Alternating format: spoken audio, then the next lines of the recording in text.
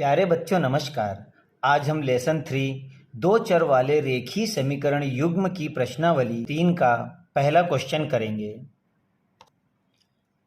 इन्होंने मुझे प्रश्नावली का पहला क्वेश्चन दिया है कि आफताब अपनी पुत्री से कहता है कि 7 वर्ष पूर्व यानी कि प्रेजेंट आयु से 7 वर्ष पूर्व वे उससे 7 गुनी आयु का था और अब से 3 वर्ष बाद मैं तुमसे केवल 3 वर्ष आयु का रह जाऊंगा। तो इस स्थिति को मुझे बीजीय गणित एवं ग्राफीय रूप में व्यक्त करना है। बीज गणितीय का अर्थ हुआ कि मुझे इसकी इक्वेशन तैयार करना है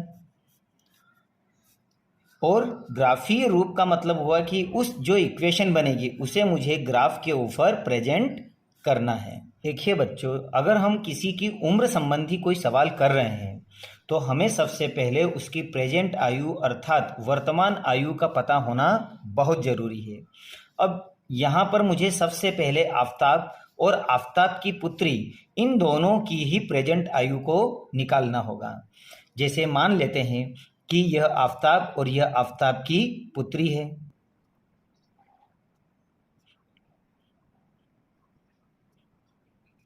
यह आफताब और यह आफताब की पुत्री है। मैं मान लेता हूं कि माना आफताब की वर्तमान आयु x मान लेता हूं और आफताब की पुत्र की प्रेजेंट आयु में y मान लेता हूं।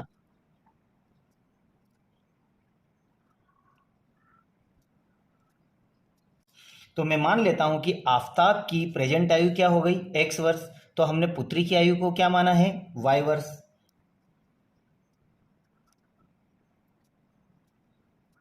तो अब मेरे पास में अगर इनकी आयु नहीं दी है प्रेजेंट आयु, तो मैंने मान लिया कि आफताब की वर्तमान आयु x है और पुत्री की वर्तमान आयु y वर्ष है। अब क्वेश्चन में यह कह रहा है कि 7 वर्ष पूर्व, अगर मैं 7 वर्ष पूर्व आफताब की भी आयु निकालूं और पुत्री की भी आयु निकालूं तो पूर्व का मतलब होता है कि इस वर्ष जो हमारी प्रेजेंट आयु है इसके 7 वर्ष पूर्व क्या था।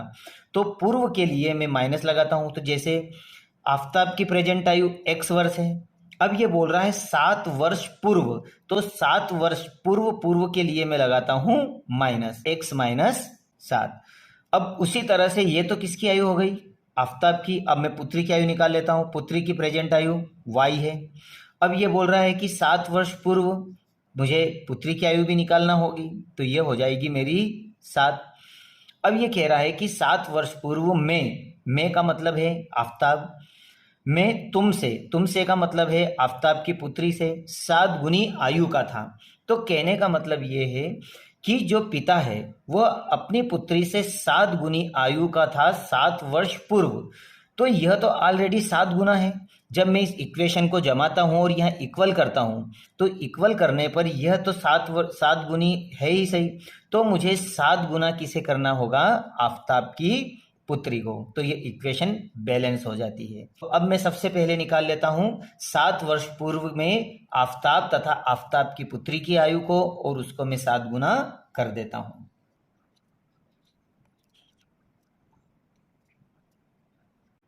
तो 7 वर्ष पूर्व आफताब की आयु क्या होगी, ये हो जाएगी मेरी x माइनस 7 वर्ष।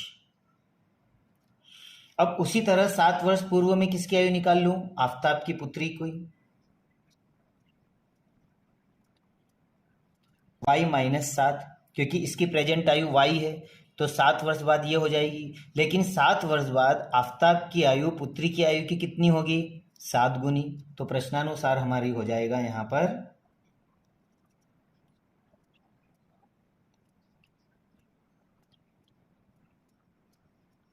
तो 7 वर्ष बाद मेरे पास में आफताब की भी आयु है और पुत्री की भी आयु है, तो वह कितनी गुनी हो जाएगी 7 गुनी हो जाएगी। प्रश्न में जो लिखा है प्रश्नानुसार हमने लिखा है, तो उसी तरह से मैं इसको 7 गुनी कर देता हूं। तो आफताब की आयु हमारी क्या है x माइनस 7 इक्वल है 7 गुनी हमें किसकी आयु को करना है बेटी की।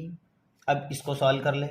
जब इसको हल करोगे तो हमारे पास में आ जाएगा x माइनस 7 और बराबर 7y और माइनस 49 पक्षांतरण कर ले तो x इसको इधर लाओगे तो माइनस 7y और इक्वल में माइनस 49, ये माइनस का इधर के आके हो जाएगा प्लस 7। पक्षांतरण करने पे संख्या अपने निशान बदल देगी। तो x माइनस 7y बरोबर क्या होगा, उन 50 में से 7 को घटाइए तो ये आएगा -42। तो यह आपकी बनेगी इक्वेशन नंबर फर्स्ट।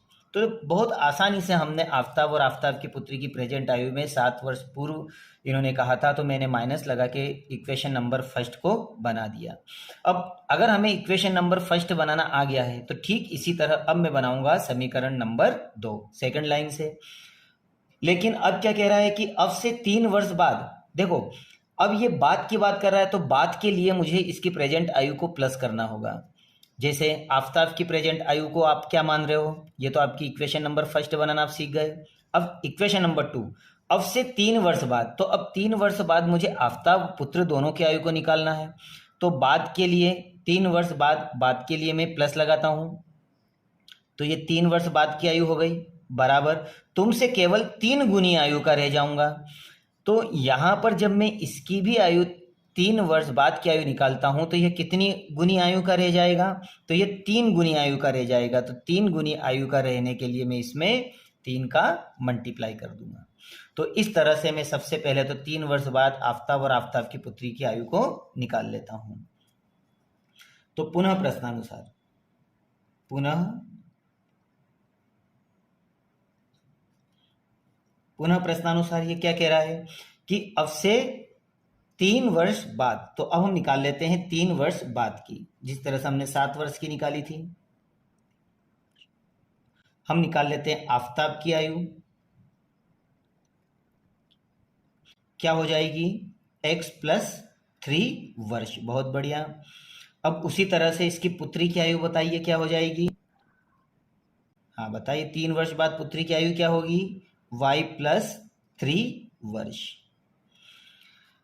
अब ये बोल रहा है कि 3 वर्ष बाद आफ्ताब की आयु पुत्री की आयु का 3 गुना होगा। तो अगर 3 गुना आफ्ताब होगा तो मुझे इक्वल करने के लिए 3 गुना किसे करना होगा, पुत्री की आयु को करना होगा। तो ये मेरी इक्वेशन जम जाएगी। तो इक्वेशन में यहाँ बनाता हूँ, तो ये लिखा मैंने x + 3 बराबर है 3 गुना, हम इसे करेंगे तो ये लिखा 3 गुना y + 3। तो यह हमारी एक इक्वेशन का रूप ले लेगी। जब इसको सॉल्व करेंगे तो हमारी इक्वेशन नंबर 2 बन जाएगी। तो x + 3 बराबर 3y + 3 3 9। तो x - 3y, जब इसको पक्षांतरण करोगे इक्वल के इधर लाओगे तो ये माइनस में, प्लस का है तो माइनस में हो जाएगा। उसी तरह 9 - 3, इसका पक्षांतरण करने पे ये प्लस का माइनस हो जाएगा। x - 3y बरोबर, जब इन दोनों घटाओगे तो हमारे पास आएगा 6। ये बन गए आपकी समीकरण नंबर 2। तो पहले क्वेश्चन का जवाब तो मैंने बीजीय गणित के तौर पे दे दिया है कि बीजीय गणित में मैंने समीकरण 1 प्रश्नानुसार बना ली, समीकरण 2 भी मैंने प्रश्न को पढ़ के बना लिया, और समीकरण 1 और 2 को अब मुझे ग्राफीय विधि में व्यक्त करना है। तो पहले इसका स्क्रीनशॉट ले लें, क्योंकि अब हम इसे ग्राफीय विधि में दूसरे पेज पर मैं इसके पॉइंट निकालना बताऊंगा कि किस तरह से ग्राफ के इसमें बिंदु निकालना है हमें, और फिर हमें इसे ग्राफ पर करना है। तो आइए बच्चों, अब हमने समीकरण 1 व समीकरण 2 बनाना सीख ली है। अब समीकरण 1 व 2 से किस तरह से हम इस ग्राफ के बिंदु निकालेंगे, अब वो हम सीखते हैं। तो यह मैंने समीकरण 1 यहाँ उतारी। अब इस समीकरण 1 लेने के बाद में मुझे x या y किसी भी एक संख्या का पक्षांतरण मुझे -42 की ओर करना होगा। अगर मैं x का पक्षांतरण करता हूं तो y के मान निकल जाएंगे, और y का पक्षांतरण करता हूं तो x के। यहां पर आप पूरी तरह से स्वतंत्र हो कि आप किसके पक्षांतरण कर रहे हो, लेकिन मेरी व्यक्तिगत आपसे राय है कि अगर सवाल आप सरल करना चाहते हो, इजी करना चाहते हो, तो आप ऐसी संख्या का पक्षांतरण ना करें जिसका कोफिशिएंट 1 है। जैसे x का कोफिशिएंट अर्थात गुणांक यहाँ पर क्या है, 1 है, तो आप इसका पक्षांतरण ना करते हुए किसका पक्षांतरण कर दोगे, 7y का। इससे हमें यह फायदा होगा कि मुझे भाग लगाने की प्रक्रिया से नहीं गुजरना होगा। तो मैं यहाँ पर 7y का पक्षांतरण कर देता हूं।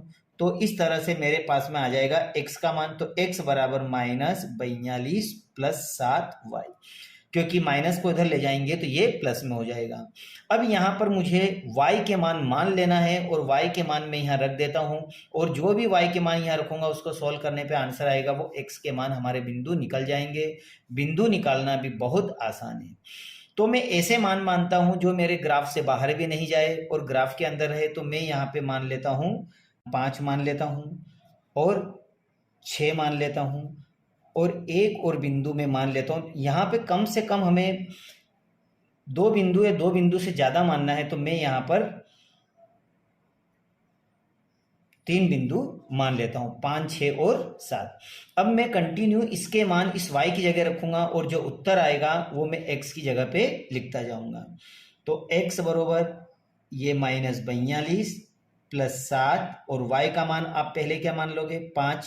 इसको जब सोल्व करोगे तो -42 और इन दोनों का जब मल्टीप्लाई करोगे तो 7 पंजे 35। 42 में से 35 को घटाओगे तो आपका जो आंसर आएगा वो आएगा -7।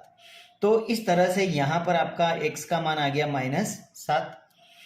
अब ये तो आपका पहला मान हुआ। अब दूसरा मान देखें, तो दूसरा मान रखने के लिए आप लिखोगे यहाँ पर x बरोबर -42 प्लस 7 मल्टीप्लाई।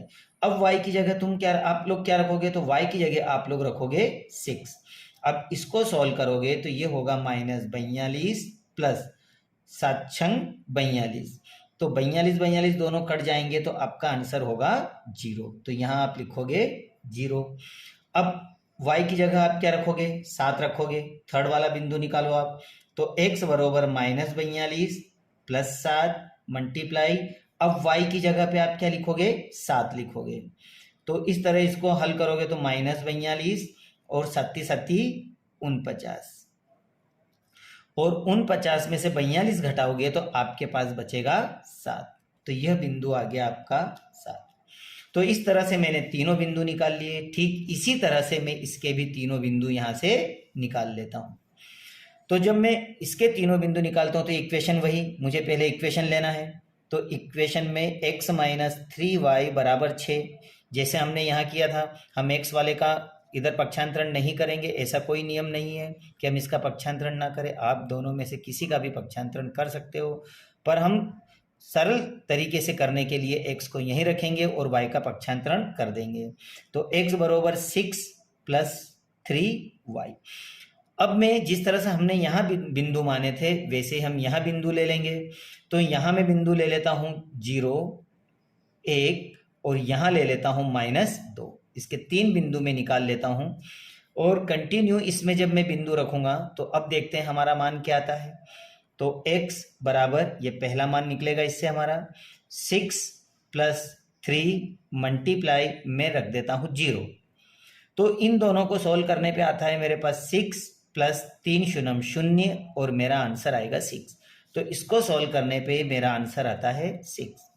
सेकंड मान देखें तो x बरोबर 6 प्लस 3 मल्टीप्लाई, अब हम रख देते हैं 1 और जब इन दोनों को सॉल्व करोगे तो हमारे पास में आ जाएगा 6 प्लस 3 1 जा 3, तो 6 और 3 9। तो यहाँ आ जाएगा हमारे पास 9। अब थर्ड वाला मान देखें, x बरोबर 6 प्लस 3 मल्टीप्लाई, अब y की जगह क्या रखोगे, -2। अब इसको सॉल्व करो, तो जब इसको सॉल्व करोगे तो ये आ जाएगा आपके पास 6 प्लस माइनस माइनस 3 3 3 दूनी 6 और 6 से 6 कट जाएंगे तो आपका आंसर आ गया 0। तो माइनस रखने पे आपका आंसर आता है 0। तो इस तरह से हमने ग्राफ के बिंदु, किस तरह से इक्वेशन से हमने ग्राफ के बिंदु निकाले ये हम सीख चुके हैं। अब हम सीखेंगे इन बिंदुओं से ग्राफ किस तरह से तैयार किया जाता है। आइए बच्चों, अब मैं जो हमने इक्वेशन नंबर 1 और इक्वेशन नंबर 2 से जो बिंदु निकाले थे वो मैंने ग्राफ पर लिख लिए हैं। अब इन बिंदुओं को मुझे ग्राफ के ऊपर दर्शाना है। तो मैं इस ग्राफ पेपर के ऊपर जब इन बिंदुओं को दर्शाऊंगा तो सबसे पहले मैं आपको किस तरह से यहाँ पे x एक्सेस और y एक्सेस की लाइन खींचते वो बता देता हूं मैं।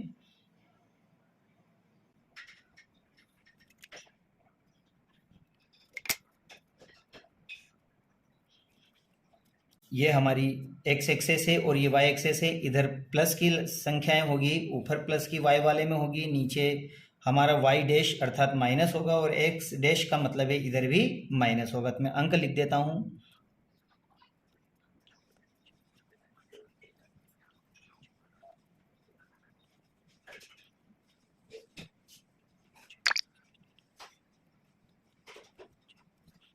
तो ये वाले y आपके माइनस के होंगे, इधर x ये माइनस का होगा, ये प्लस का, और ये भी प्लस का। अब मुझे इन बिंदुओं को इस ग्राफ के ऊपर दर्शाना है। तो जब मैं ग्राफ के ऊपर दर्शाता हूं तो मेरे पास में x के बिंदु देखो -7 कहाँ है, तो ये हमारा माइनस वाला ग्राफ है। तो -7 के लिए ये मेरे पास -7 है, और y का मान है हमारा +5, तो +5 हमारा ये यहाँ पर, तो इसकी सीध में चले जाए -7 और +5 की सीध में यहाँ पर। तो यहाँ हम लिख लेंगे 5 और -7, ये हमारा बिंदु बन गया। उसी तरह से x का मान 0 है, तो ये हमारा मूल बिंदु अर्थात 0 0 है, और y का मान +6 है, तो ये भी ऊपर चला जाएगा, तो ये सीधा यहाँ पे आ जाएगा। तो ये लिखेंगे हम 0 और 6। अब हमारे पास आ रहा है 7 7, x भी 7 है प्लस में, और y भी प्लस में 7 है, तो ये रहा 7, ऊपर है मान हमारा प्लस वाला, ये यहाँ पे आएगा। तो ये हो जाएगा हमारा 7 और 7। अब आपके ये तीनों बिंदु एक ही लाइन में होना चाहिए, एक ही रेखा में होना चाहिए। जब आप इसे ग्राफ में मिलाओगे तो आपको बिल्कुल ये क्लियर एक ही लाइन में दिखेंगे इस तरह से। तो आप इसका ग्राफ खींच ले,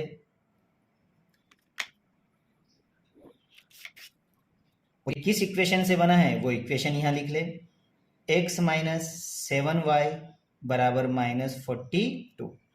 ठीक इसी तरह से हम अब इससे दूसरे लाइन खींच लेंगे।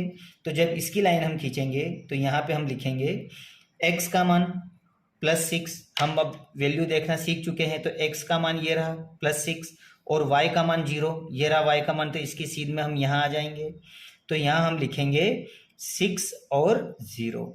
फिर आ जाता है आपका x का मान +9, ये रहा +9, और y का मान 1, ये रहा 1 इसकी सीध में, तो हम यहाँ पे टिक लगा लेते हैं। तो ये आ जाएगा आपका 9 और 1 वाली लाइन। अब अगला बिंदु देखिए 0 और -2, तो ये आपका 0 है x का मान, और -2 नीचे, x का 0 और -2 ये यहाँ पर, तो आप लगा लो यहाँ पर इसका निशान, तो ये आ जाएगा आपका 0 और -2। अब आपके ये तीनों बिंदु भी बिल्कुल एक ही सीध में होना चाहिए, और यहाँ से जाते हुए आप लाइन खींच लो, ये बिल्कुल एक ही सीध में है, मतलब हमने ग्राफ सही बनाया है। तो आप यहाँ से लाइन इस तरह से निकाल दीजिए। तो ये ग्राफ में आपकी लाइन बिल्कुल क्लियर बन चुकी है। अब इसका नाम लिख ले, जो इक्वेशन हमने लिखी है, तो ये इक्वेशन बनी थी हमारी x - 3y बराबर 6, और इस तरह से हमने क्वेश्चन नंबर 1 को ग्राफ विधि के द्वारा दर्शा दिया है।